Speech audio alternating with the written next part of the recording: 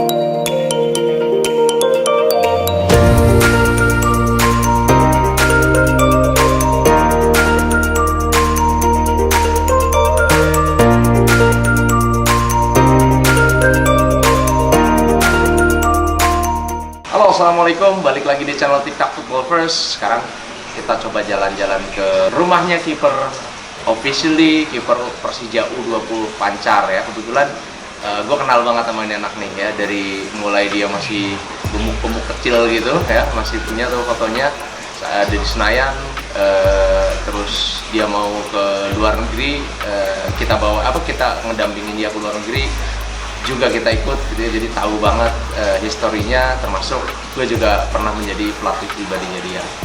Oke, Char, gimana kabarnya, Char? Baik, alhamdulillah. Oke, lu dari mulai kecil ya, dulu di WMS kalau nggak salah ya? WMS, terus mana aja, coba ceritain ke teman-teman di sana. Lu dari kecil dari SSB mana aja sih? Wah, banyak banget coach. Pertama di UMS, itu SD. Oke. Mulai habis itu pindah ke Liverpool. Ya. Terus Liverpool ganti kan tuh jadi kita. Iya. Dari kita ke Asio. Berarti cuma tiga itulah ya, kalau berdua empat lah ya. Empat, jadi WMS, Liverpool, terus ganti TikTok ya, terus ke Asio. Kan lu juga sempat ke Spanyol ya? Ya, Oke, ke Spanyol, di Spanyol berapa lama sih? 2 tahun sampai 2 tahun. 2 tahun ya? Udah bisa bahasa Spanyol juga ya? Bisa. Oke, jadi good thing-nya dia bisa bahasa Spanyol nih, gitu ya. Apa yang paling membedakan antara latihan di Indonesia dengan di Spanyol? Beda banget sih. Mungkin pertama dari ini ya, fasilitas ya. Oke. Fasilitas tuh beda banget, di sana udah memang profesional banget dari Bahkan untuk level akademi ya? untuk level akademi. Kayak udah diatur semuanya. Oke. Kalau dari mungkin pertama lapangan ya. Oke. Di sana gampang banget nyari lapangan, di berapa meter sekali itu ada lapangan bola tuh. Oke. Habis itu dari ruang ganti lengkap mereka. Terus gym itu juga penting di sana. Oke, ada juga ya gym. Dan apa ya, kayak residence ya. Oh, tempat tinggalnya ya, tempat tinggal gitu buat pemain-pemain akademi.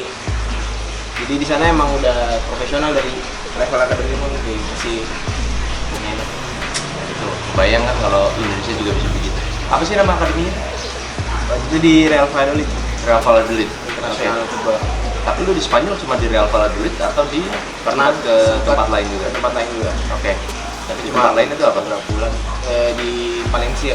Valencia. Oke. Terus kalau misalnya membedakan dua antara Valencia dan Real Valladolid, ini yang membedakan apa lagi kembali? Mungkin dari sisi ini ya, di sana divisinya. Oke. Di kompetisi di sana si Valladolid ini lebih di atas di Valencia gitu. Oke. Dan lu di sana sudah sampai ke level apa nih? Untuk kemarin sih hampir di Liga 4 tuh. Liga 4. Liga 4. Cuman ya kembali ke sini kan. Oke, iya. Oke, jadi lu juga udah sempet ya dilirik untuk sampai ke Liga 4. Liga 4 kalau di sini tuh kayak levelnya apa ya, Cak? Liga 4. Liga 4 kayak Liga taruhlah Liga 2 gitu ya dulu lah ya. Mungkin kayak Liga 2 gitu di sini, tapi tetap aja dibedain dari sisi fasilitas, dari sisi profesionalitas, kayaknya tetap jauh sih gitu. Selama di Spanyol lu main di apa aja, di mana aja gitu, level apa aja? Yang pertama mungkin di akademinya Real Valladolid ya. Tapi masuknya ini akademi internasional gitu. Oke. Jadi beberapa pemain dari luar negeri digabungin di satu tim. Oke. Nah itu kita biasanya melakukan friendly match. ada away kita ke Madrid lawan tim Akademi Atletico Madrid. Habis itu kita ke Segovia gitu, kecil.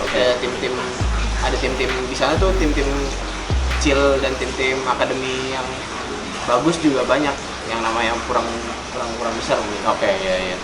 Dan lu sempet ditemuin gitu atau maksudnya ketemu sama pemain seniornya di sana? Atau nonton gamenya gitu? Kalau pemain senior sendiri di Real Valladolid sempat latihan bareng sama tim tim U23 mungkin. Dan lu sempet kalau misalnya ada game resmi gitu nonton Pasti nonton.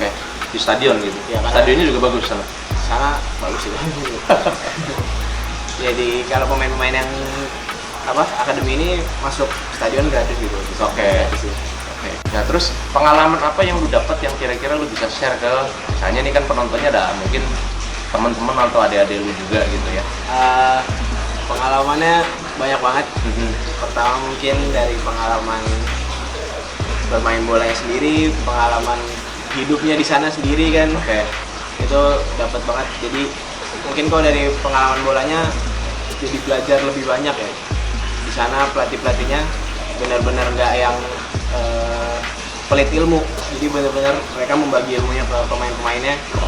Itu emang benar-benar nggak mau pelit ilmu sama sekali. Bahkan yang seniornya pun, pemain seniornya itu mengayomi adik-adiknya gitu di sana. Jadi mereka bakal ngasih ilmu-ilmu yang bermanfaat banget. Justru tidak ada senioritas gitu ya? Kalau zaman gue kecil dulu kan junior suruh nyuci sepatu, suruh pijit di Mereka sama sekali nggak ada. Ngeliatnya sama rata semua. Mantap. Terus kan lu juga harus proses adaptasi dulu pastinya kan. Kayak misalnya yang sering gue denger dulu kan misalnya pastinya bahasa gitu kan. Bahasa lu gimana tuh waktu awal-awal tuh? Awal-awal emang pertama kesulitan banget ya. Karena beda banget kan bahasa Spanyol sama bahasa Indonesia. Dan di Spanyol sendiri mereka bahasa Inggrisnya kurang begitu familiar lah. Jadi ya mau nggak mau aku juga harus belajar bahasa Spanyol, jadi ya harus bisa gitu. Terus kalau makanan lu bisa beradaptasi juga? Makanan alhamdulillah bisa beradaptasi karena ya lumayan enak lah di sana. Nggak beda-beda jauh atau gimana dengan makanan Indonesia? Nggak beda-beda jauh ya, mereka kayak ada nasi juga gitu. Terus kalau culture ini culture emang biasanya kan ada culture shock tuh gitu ya, misalnya kayak kita di sini nggak jarang lah ya. Kalau di sana kan kembali lagi orang-orang Eropa kan cenderung lebih open mind, lebih bebas, lebih ini dari segala macam. Yang lu hadepin gimana tuh? Agak kaget sih kalau di sana berbeda banget dari pertemanannya gitu kan. Kalau di sekolah di sana tuh ngelihat orang-orang sekolah di sana sama orang di sini tuh beda banget jauh. Emang pertamanya agak kaget tapi ya udah. Harus menyesuaikan lah. Terus kalau cuaca juga termasuk. Lu bisa beradaptasi dengan cuaca di sana. Di mana lu ketemu salju di sana? Ketemu salju. Terus ada berapa berapa musim sih di sana? Ada 4 ya. Ada panas, terus summer gitu ya. Spring gitu. Nah, lu bisa beradaptasi khususnya kayak misalnya kita kan di Indonesia biasa kenalan sama iklim tropis gitu yang kurang lebih cuma panas dan hujan gitu. Tapi panasnya boleh dibilang panas banget kalau untuk orang sana gitu. Nah, ketika ketemu salju, itu gimana lu adaptasinya? Pertama kali latihan dingin tuh emang ini banget ya, kendala banget karena semua tangan tuh sakit gitu kan. Kaki tuh kaku gitu. Mau nendang aja tuh kaku gitu. Tapi ya seiring berjalan waktu sih lama-lama udah biasa. Sampai lapis 4, lapis 3 itu udah biasa di sana. Terus ini kaitannya sama habits nih ya. Kalau di kita kan banyak juga, bahkan mungkin sampai di level profesional kita masih sering dengar isu-isunya. Habits itu kaitannya misalnya kayak disiplin gitu, datang telat gitu, terus atau habis minum buang botol sembarangan. Di sini tuh habits yang agak boleh dibilang ditolerir. Kalau di sana mungkin kalau habits yang kayak gitu malu sendiri karena nggak ada yang ngelakuin orang gitu. Misalnya habis minum buang sampah sembarangan tuh nggak ada. Dan datang pun nggak boleh telat. Kalaupun telat itu kena hukuman pasti. ya pasti gitu sih. Tuh, ya jadi udah mulai diberdayakan mentalitas itu dari semenjak level akademi. Ya.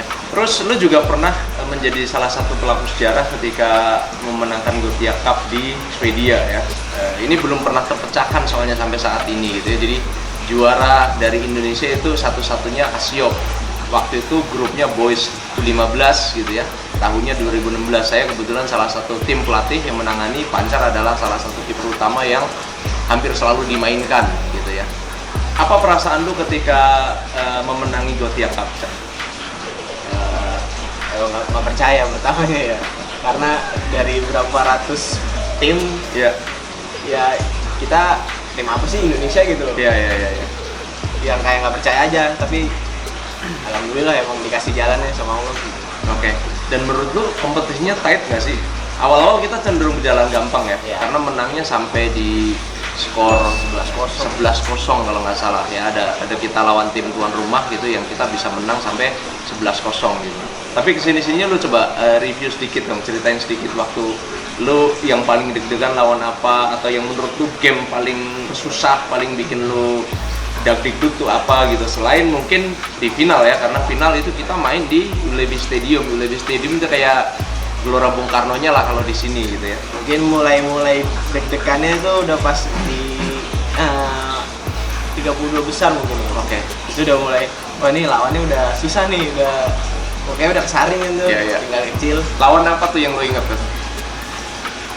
Yang keinget banget sih Bulgaria gitu. Bulgaria. Itu berapa 8 besar? Iya. Ya itu Bulgaria tuh, itu seru banget tuh, kita baru golin, dibalas golin lagi. Ini gue juga bisa cerita nih, menarik banget. Lawan Bulgaria, Egy Maulana Fikri itu cetak gol di detik ke-21. Karena gue menjadi pencatat juga gitu. 21 detik Egy Maulana Fikri waktu itu ikut tim kita, sekarang jadi timnas, itu cetak gol. Habis itu nggak sampai 2 menit kayaknya dibalas tuntas. Dan yang lebih menarik, mereka punya set pieces dari free kick yang luar biasa cantik ya. Kayaknya lu juga nggak ngira ya itu golnya bakal begitu. Jadi ini ada pagar hidup ya, orangnya dari sini dia cuma muter dan bolanya cuma diangkat jatuh di sini ya. Ekspektasi kiper pasti bolanya shoot atau bola 2 sentuhan gitu. Ini enggak, jadi kayak cuma dicongkel, lewatin ini terus boom gitu ya caranya. Itu luar biasa, itu set pieces yang latihannya nggak sebentar ya. Itu lawan Bulgaria. Terus lawan apa lagi, Jar? Itu Jepang ya? Semifinal lawan Jepang. Lawan Jepang itu tight banget, ketat banget. Itu game yang kita lihat hampir tidak ada long pass. Kayaknya kolektif dari bawah itu short pass. Bahkan dari goal kick itu short pass terus ya. Itu yang lu rasain waktu lawan Jepang, karena kita bisa lihat mungkin teman-teman udah nangis ya, maksudnya nangis bahagia ya karena menang gitu. Termasuk ya kita dipompa lah ya, boleh dibilang sama Pak Ade Wellington, lalu Pak Ade, ada Pak Fani juga ya yang memompa, karena saya masih punya tuh rekaman videonya ketika hampir semua anak-anak itu menangis, disemangati gitu. Coba ceritain keseruannya ketika lu memenangi pertandingan di Gothia Cup melawan Jepang. Itu di game memang jujur deg-degan banget dari awal tuh. Oke. Karena Jepang ya, negara Jepang emang nggak ada matinya lah gitu ya. Orang ya, kita dari awal tuh udah tetap optimis tapi ya walaupun ada deg-degannya ya akhirnya sempat golin kan tuh, kebobolan jadi 1-1. Itu udah seri 1-1 tuh udah, wah itu udah banyak yang konsentrasinya udah buyar, tapi tapi pengen tetap final kan. Akhirnya untungnya aja tuh siapa Egy cetak gol dan akhirnya skornya 2-1 sampai peluit panjang bertiup ya. Oke, terus finalnya Zar ya. Karena final itu juga kita berhasil memprovokasi sebenarnya. Provokasinya itu provokasi positif sebenarnya, karena kita nyanyi lagunya kenceng ya di depan tim lawan. Bahkan ketika kita mau masuk ruang ganti pun kita selalu menyanyikan yel-yel, menyanyikan semangat gitu ya Car. Oke, apa yang lu rasain Car ketika mau masuk bener-bener ruang ganti? Saya masih punya rekaman-rekamannya tuh, dimana ruang ganti udah ruang ganti bener-bener kayak pemain profesional ya. Pertama kalinya mungkin nggak percaya ya, udah di final nih gitu, kayak bener-bener nggak percaya deh, karena nggak kepikiran bakal di final. Tapi ya karena semangatnya anak-anak yang bisa ngebawa kita juga, karena kekompakannya anak-anak, karena jadi bisa di final juga. Ya itu sih yang bikin kita bisa di final. Oke.